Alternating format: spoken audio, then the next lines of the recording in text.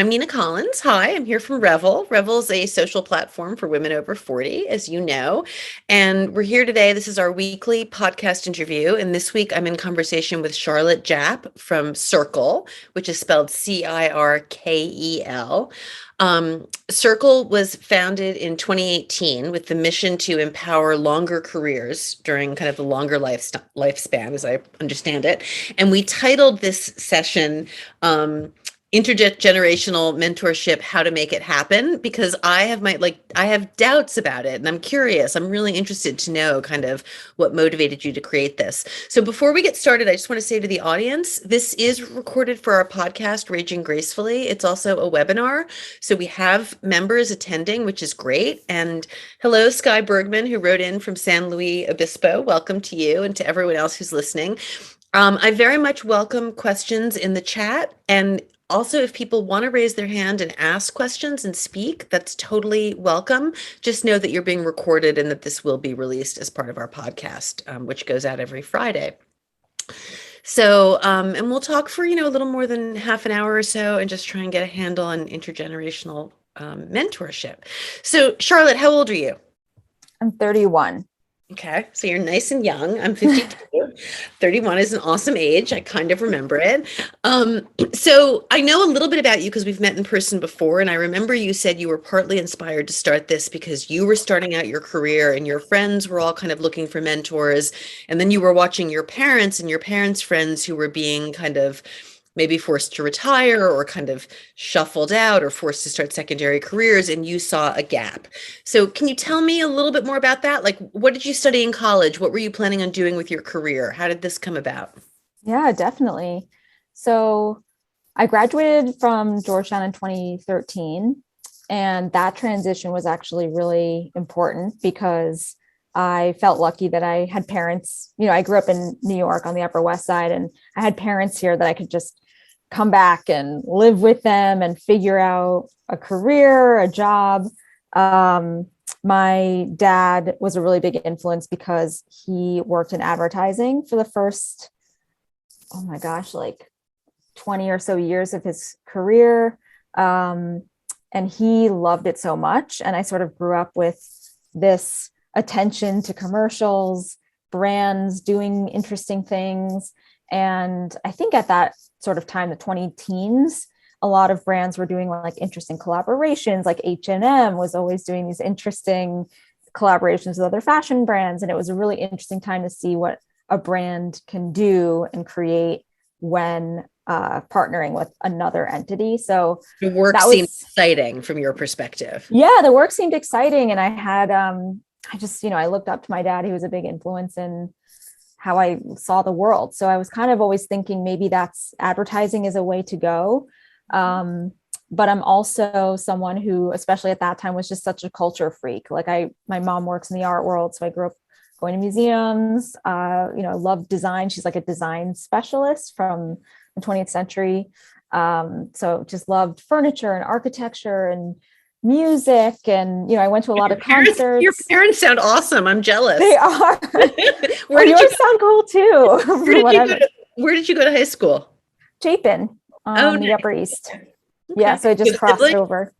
Yeah. I'm the oldest of three. Okay. So I had two younger siblings and I had a lot of responsibility. I was kind of like a third parent in some ways. And my parents were very open. They're both from Europe, and we had sort of this bohemian like home where they just talked very openly with me about everything they were going through. So basically, to go back to the Circle history, I started in 2018, but I had this kind of 4 or 5 year period after college where my first 4 years post-college, I lived at home with my parents. I had student loans, still do, that I'm paying back. And that was sort of a thoughtful and smart way to approach it. And I was really kind of like, I was pissed. Like I didn't like the idea of having to regress after all this freedom in college. And so I was sort of resentful of having to be that one in my friend group who was still living with mom and dad.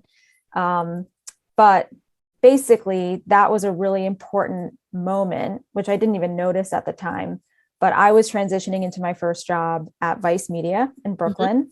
Mhm. and I was working on their branded partnerships side. So it was like creative ideas that we could do to partner as Vice with other brands, and make revenue that way. And just worked on some incredible video projects and events and really fun stuff. So it's kind of like the modern version of what my dad was doing. Yeah. Um, and at the same time, my parents had started their own businesses. And the reason why was that they were pushed out of their corporate jobs. Hmm. For my dad, it was at 50 years old. Mm. And for my mom, it was 45. Wow. And that was like part of my narrative growing up. I sort of filed it away because it happened to my dad when I was really young. I was 5 years old. And that became kind of the narrative of like his life story and his, Ah, so you were 5 years old when he was 50 and was kind of pushed out of advertising? yeah, he was a lot older than my mom. So I like see. their gap is actually, it's hard to describe the math of it, but yes, he was like 50 years old when I was 5. And then when I turned 18, my mom, I guess she was around like 45. They're like 17 years apart. It's a big gap. And so she was laid off when I was 18. And so it Okay. bookended my childhood Childhood, these years. layoffs of your parents. Okay. Yeah. Interesting. Yeah. And when it happened to my mom, at that point, my dad had already started his new business. It seemed like things were going well. But when it happened to my mom, she really mourned. And it was like a very scary thing to see as a 18-year-old, kind of like an adult, Yeah, see that's another interesting. Well, adult. that's a very real thing. I mean, for women in their late 40s, you're typically going through perimenopause or the beginning of menopause, right? We're feeling often, I was feeling certainly in my mid to late 40s, kind of worried about irrelevance and like losing my beauty and power in the world. So that's a really hard time to also be laid off from your corporate job and being kind of put out to pasture. Yeah. And I think she lost her mom Yes. either a year before or a year after, which is another kind of Another big wave of, loss. Yeah. yeah. Yeah. And so she was real, it was really hard to see. She was really rocked, to her core, was trying to understand like, oh, and she had breast cancer too. It was like a triple Jesus, whammy. Yeah. God. Breast cancer, lose a parent, lose your career, kids going off to college. She sounds like a Hmm. total reveler, I wolfer. know. One of us. She's one of our tribe. Yeah. Yes, God. Okay. Yeah. All right. So you get home from Respect. college. You're influenced by all of this. You're trying to figure out your own career. And Hmm. then what? And then what happened was I was struggling with what office life was for the first time. I was really excited to be where I was, but it was all people in their 20s, Mhm. maybe early 30s. My boss's boss was probably 40. So there just was very limited experience in the room. And it led to a bit of chaos, especially for younger people coming out of college like me, to understand like, am I going to be onboarded properly? Is there a training program? I studied comparative literature in college. I wasn't prepared to work in marketing so directly.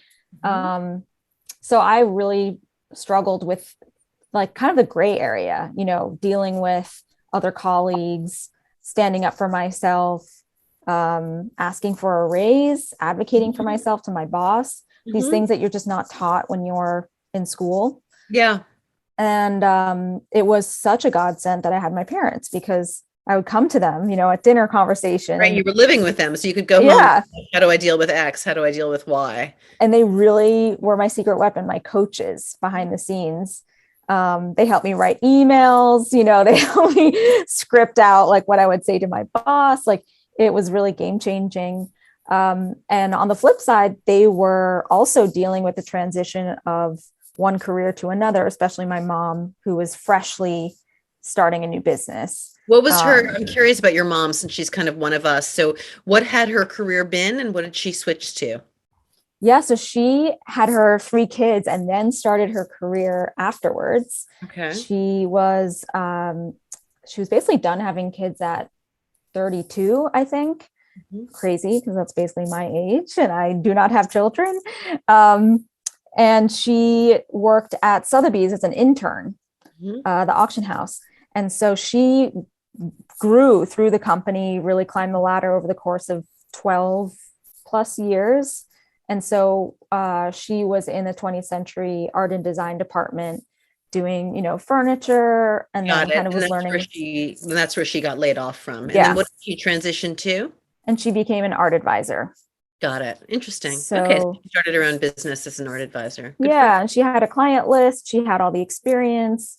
So that encompassed both being a middleman for Yeah. buying and selling art for like these large collectors, but it also encompasses appraising art, which is Yeah. more of So the. it sounds like she rebounded fairly well. I mean, it sounds like she went through a lot in her 40s and then I mean, I don't know the story, but it sounds like she landed on her feet. Becoming an art advisor is a cool thing to do. Yeah, there was definitely a transition where she tried getting another job at a different auction house that was based in Texas, and kind of flying back and forth. And it just didn't, it never felt right. And then she figured out that she could actually do a bit of networking, work with the clients she had already accumulated, and make it happen. But that was that was like the transitional moment where I was back at home.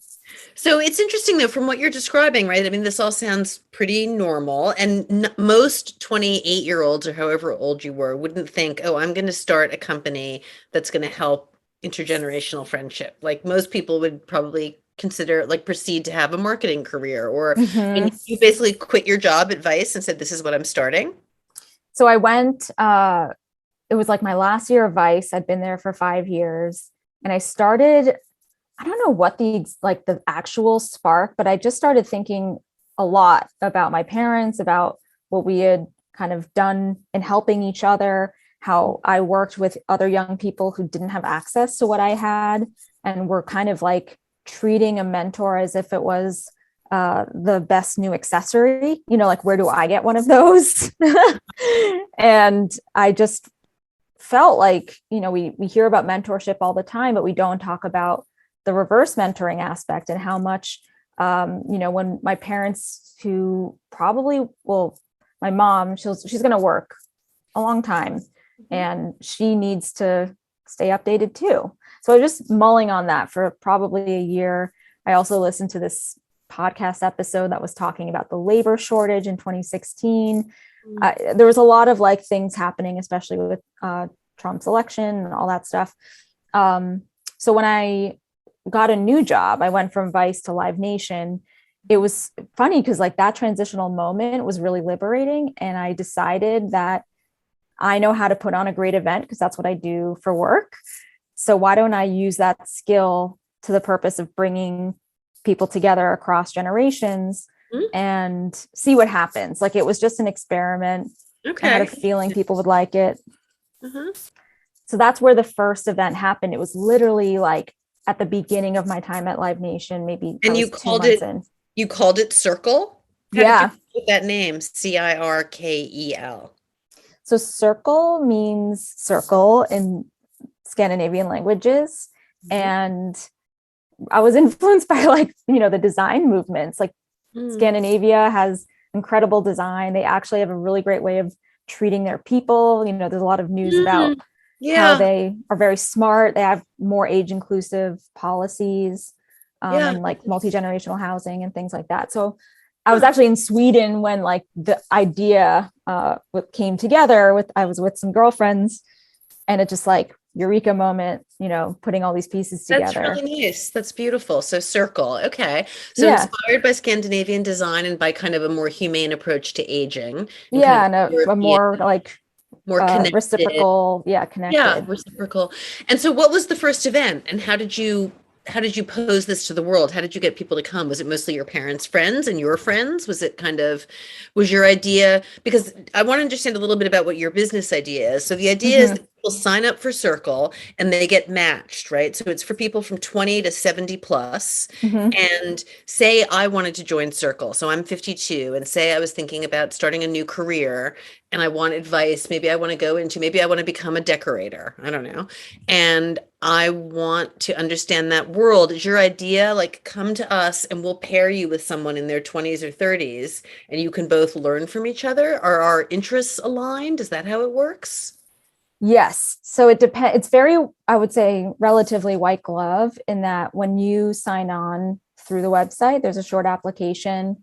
It triggers an onboarding call with someone from the team. and we get a sense of some of the nuances that wouldn't necessarily come through in the application. What are the motivations of why you want to transition and become an interior decorator? What are some of the strengths that you have, and where are the things that you are looking to improve? I feel like, what could I offer to a mentor or mentee, and what am I looking for help with? Yeah. And Yeah. from that interview, that circle team member is going to write a bio about you that allows all of your assets to shine. And it really addresses the insecurity that everyone has of all ages, where you're making a career transition and you're thinking, I'm never going to be able to do this, or I don't have the qualifications to do this.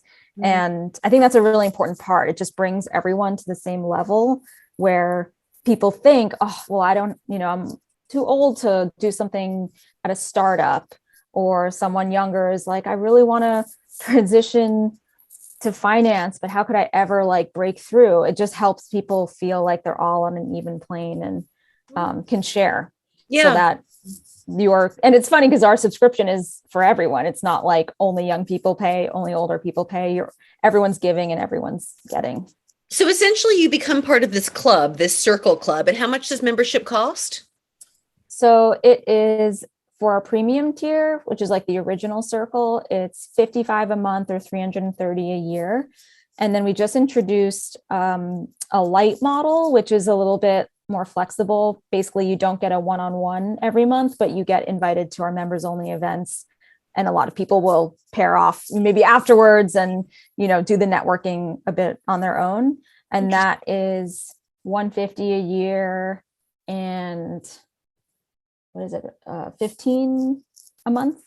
Okay. So it's So say you do cheaper. the premium and you go all in and say, I really want to become part of this community. Is the idea that you then get matched with someone who's then your mentor or mentee for a whole year, or do you have a different person every month? No, it's a different person every month. And Okay. the philosophy there is, I think there's a lot of pressure with the word mentor, and I really wish we could come up with a better word for it. We don't really believe in a soulmate. The idea is you need to expose yourself to as many people who are outside of your bubble as possible, Yeah. in every sense. Yep. I need to meet more women, people of different race, backgrounds, religions, age. It's all part of Yeah, well, that makes a lot of sense. I agree with you. And development. I agree. I mean, part of the reason I titled this How to Make It Happen, Intergenerational Mentorship, is because I feel a little dubious about it. Mentorship is Yeah. hard, right? I think one of the things we talk about when we talk about mentorship is it only really works if both parties are getting something out of it. And it's often a little bit vague. Like I don't think I would say I've ever really had a mentor. I mean, I've had some bosses that have been particularly inspiring or useful, but I've never had someone who I really can go to at every stage along my career and get advice. And it sounds a little bit like a fantasy. Like I'm not sure it really exists. Yeah. So what you're proposing or what you're offering is kind of, it sounds to me, it's intergenerational, but in some ways it's more like intergenerational networking, right? Yeah. Yeah. And we don't promise anything. I think at minimum, you're going to get a year of great conversation and learning new things about different walks of life.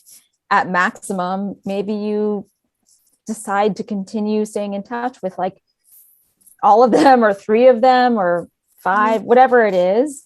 Mhm. And we've seen some really powerful lifelong friendships grow out of these connections, but we're not expecting that you're going to keep in monthly contact with each person you meet.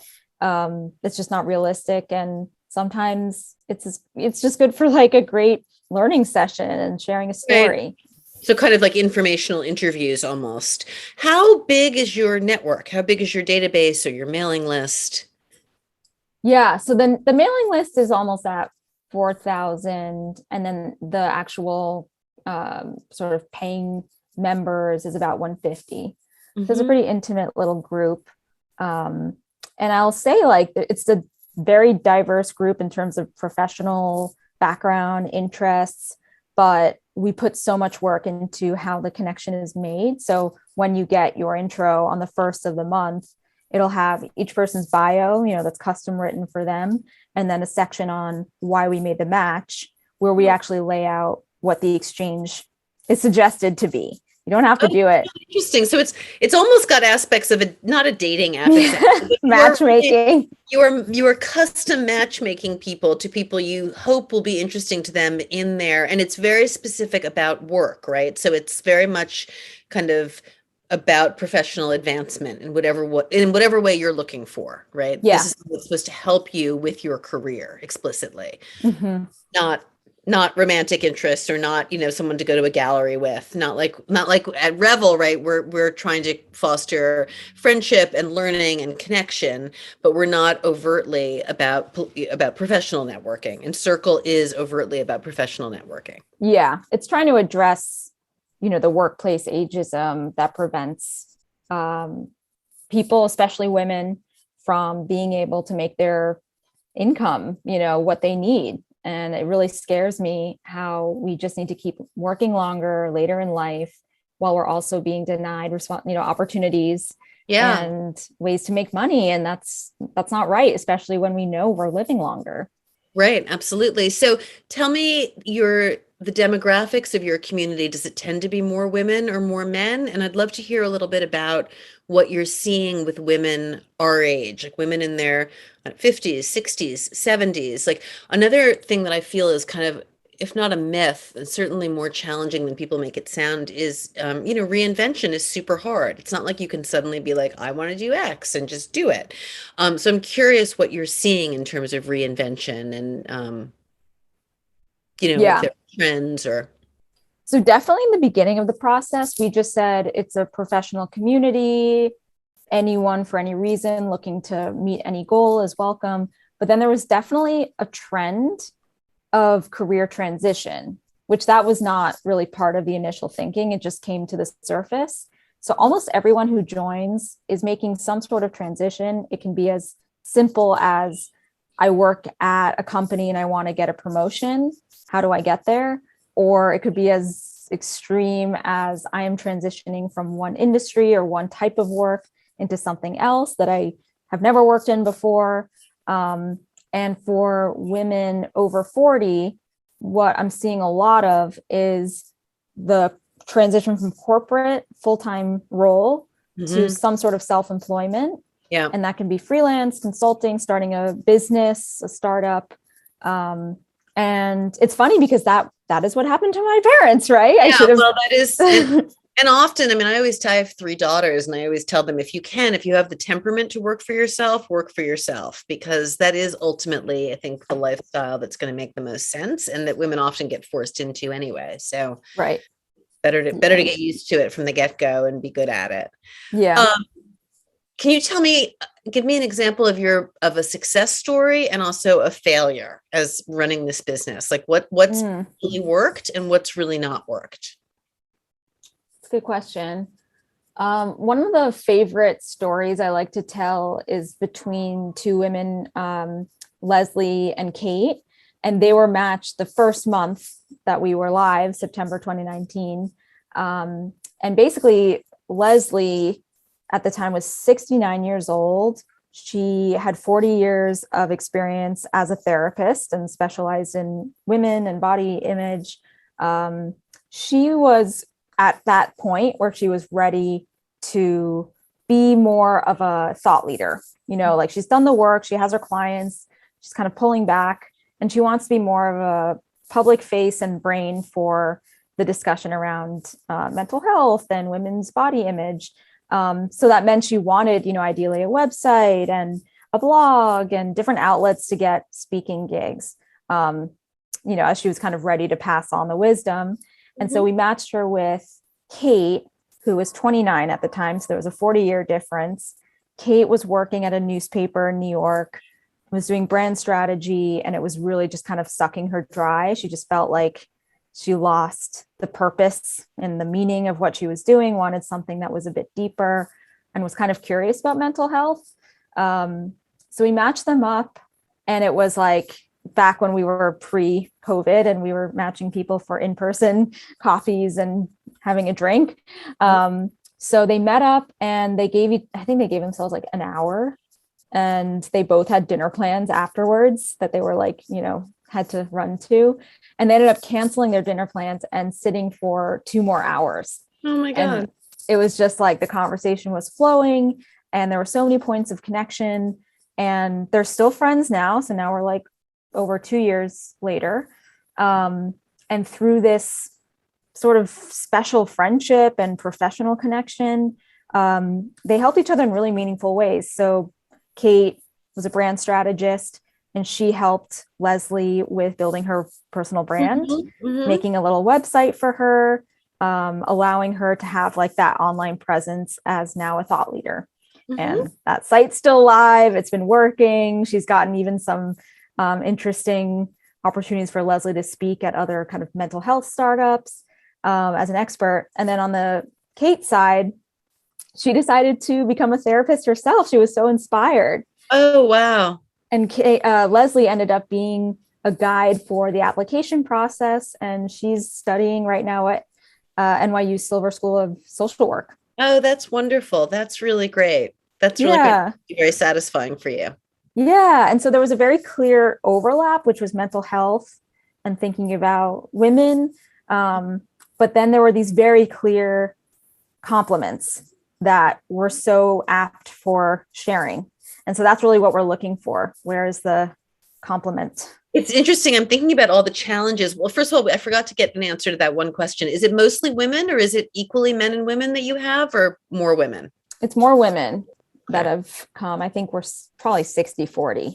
Okay. So you still have a decent amount of men. And I'm just thinking about the challenges of scaling for you. Is this a nonprofit or a or for-profit organization? It's a for-profit. And that's probably the challenge. We've been around for a couple years. I mean, 2018, we were doing events. It was before this membership model. I think, just thinking about the last year, 2021 was really hard.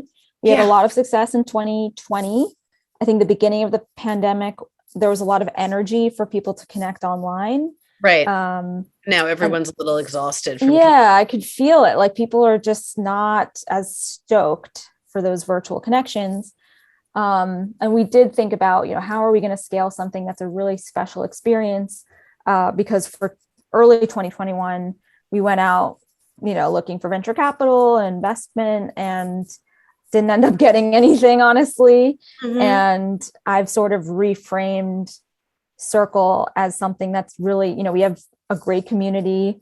We create a lot of value for people. And maybe it's just meant to be like this really special place that doesn't Right. become Well, multi-million. community, I mean, as I know also, community building is hard and it has to be really authentic, which it sounds like you've done. I wonder if you should try and partner at all with that woman who runs Senior, Seenyer. Her name Hmm. is Belinda Broidel. I'll introduce you guys via email. She runs this newsletter called Senior. Cool. Kind of interesting. I mean, it sounds like what you're doing, the idea behind intergenerational mentorship and intergenerational networking is interesting. Like people are always saying the value of having, people of other ages to be friends with. I mean, now that the Wolfer has joined Revel and I have all these young colleagues, I'm Hmm. finding that really interesting and stimulating. Like I think it is important to talk to people of different ages, right? But I think the challenge that you must run up against is that the reality of ageism is real. And whether you can solve those problems in that direction, I don't know. You can Hmm. certainly create good relationships that are enriching for people, but the larger problem you're trying to tackle, which is so beautifully represented in your name, like circle, this idea of kind of it feels a bit utopian in a good way. I'm not, Yeah. Yeah. it's awesome, but I can see why it might be hard. Yeah. Um, I'm curious if we have any questions from the audience, if anyone has anything they want to add to this conversation or any thoughts. Um, and are you meanwhile now working for Live Nation still? Or do you have a day job as you grow this, or are you just doing this full time? Funny. It's been a journey. So I did it as a side hustle during my time at Live Nation for almost 3 years, with a lot of that being furloughed time because all events were shut off. Of Ended up course. getting laid off and did freelance for, I guess, a year, the last year, and I'm going to accept today a new job. So I'm Oh, back to full time.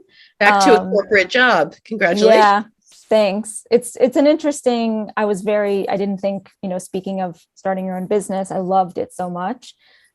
Just having that freedom and ownership. But, I also realize why it's better for older individuals to do it because I need some money. Right, you have to pay your college loans. Someone in our audience is asking, what is the percentage of various ages in Circle? Mm. Um, Yeah, so it's interesting because that was a big question that investors asked, how is the value different for someone older, younger? Are you seeing more people coming from one end? And it's actually very evenly spread. Like it's such a boring answer because people want something juicy, but basically, we see the biggest representation in millennials, Gen X, and baby boomers, about 30% each. And then we're seeing like it used to be kind of 5%, Gen Z, 5% silent generation. We're seeing a rise from silent generation slightly. Maybe that's kind of closer to I don't think that's a 10. boring answer, actually. I think that's quite interesting because I would think it would be mostly older women who would be signing up for you. So the fact that you're getting younger people and that it's 60-40 men, women, I think is really kind of fascinating. How are you advertising? Where are you? And are they mostly in New York or are they all over the country?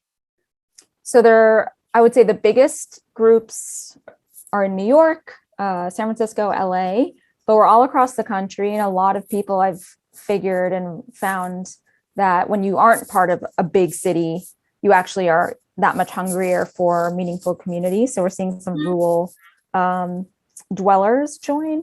And then we're also in outside countries. We have members in Austria, UK, France. I mean, they're just little pockets, but it's Yeah. Well, cool. no, it is really interesting. I mean, I'm very interested in community building in general, and I think it's clearly serving a need, and it's a big challenge about how to grow. Like I appreciate what you're struggling with. Well, I'm glad you got a new job. Do you want to tell us what it is, or is it secrets? Yeah, I mean, don't publish. I mean, I haven't like done my LinkedIn yet or anything, and I Okay. haven't even signed the letter, but so I'll be transitioning into the venture capital space. Oh, wow. I learned a lot about business through the fundraising process, even if we didn't get any money out of it. But it was really cool to meet these people who are looking at business from a more objective stance. I was so much like the mission, what we're doing is so important and people should invest in themselves and all this stuff. And so it kind of turned me on to this other part of the world and business. I didn't go to business school. Again, student loans. I don't want to do that. But what an opportunity to bring some of my experience in marketing and community building to the platform side of venture capital and do all the things that I did, with Vice and Live Nation and even with Circle and putting events together and supporting a community of founders. Yeah. So I'll be doing that at VC. Good for you. That's very exciting. But you're not dropping Circle. Circle will continue. Yeah, Circle will continue. And we actually have a really great team. We found kind of at random that we grew like 3 new team members just part-time. But it's been really cool to train, new members of the family and show them how it works and some of the secret sauce. And they're just passionate about why we're doing this. And so we have a millennial, a Gen X, and a boomer who all just recently joined the team. So they're kind of running it day to day, and I'm overseeing it. That's great. Our last question is someone says, have you thought about working within corporations to introduce and develop intergenerational relationships for business and social engagement, basically reduce silos and increase cross-generational relationships? It's a good point. We did I did the whole pitching process there too. That was last winter. And I have to say, it was a really disappointing set of conversations, even with the people that I knew believed in intergenerational connections and age diversity when it came to putting a budget together and really focusing. In big companies like American Express or wherever, like you pitched a few big companies to say, because I would think that would be an opportunity, kind of consulting within large companies on intergenerational relationships. I don't know. Yeah, I've done a lot of like public speaking for ERGs or something. Mm. And I think maybe it's a step. They're interested in the conversation, but they're not Right. really there yet when it comes to Yeah. sponsoring a program. Yeah. Um, and Yeah. that's, if any of you work at a company, big or small, like I think you should think about cool ways to bring people together and actually think about this as like a career initiative, and a skill sharing Yeah. platform. No, it's really important. It's like any kind of diversification of the workplace, whether it's racial, ethnic, age, it's very important work. So Yeah. I also anyway. think it'll get there. We're at the beginning, I think, of a big wave, and maybe it just takes some time for Well, people to I think get it's it. people like what you're doing and people like what we're doing. I mean, I do think ageism is shifting in our culture for sure. I think there's movement right now, particularly the way older women are perceived in our culture. I do think is shifting, but it is slow and hard work. So. Yeah. Well, Charlotte, thank you so much. I'm really glad to learn more about Circle and you. And I'm glad that you got a new job and that you can pay off your student loans. Yeah. And you've given us a lot to think about intergenerational friendships. And I do feel like I'm focusing more on getting to know more younger women as I get older, people like you, because it's interesting. And I don't know if it's going to solve the problem of what I'm going to do for work for the next 20 years, but I guess I'll find out. Well, I think it's amazing what you've done too. You built a community and now you're leading even a larger community. So Yeah, it's great. It it's a really great is. example. Thank you. Thank you. Yeah, it'll be interesting to see though as I get older. I don't know. And I'm glad that I'm thinking about these things and watching other women. I mean, I learned so much from the women in our community. But I do think these are tricky issues. Like it's different, vaginal dryness is something you can solve. Like relationship issues are things you can talk about. Ageism is murky and it's, Yeah. comes down to issues about resilience and ability to network and ability to utilize connections, but also just kind of how the world perceives you. And there, there's some stuff we just don't have control over. So Yeah. it's really interesting. Definitely agree. So really nice to talk to you. And I wish you the best of luck. And thank Thanks you so everyone much. for participating. Thank you to our audience. Great questions. All Thanks so right. much. Take care. Bye-bye, honey. Bye.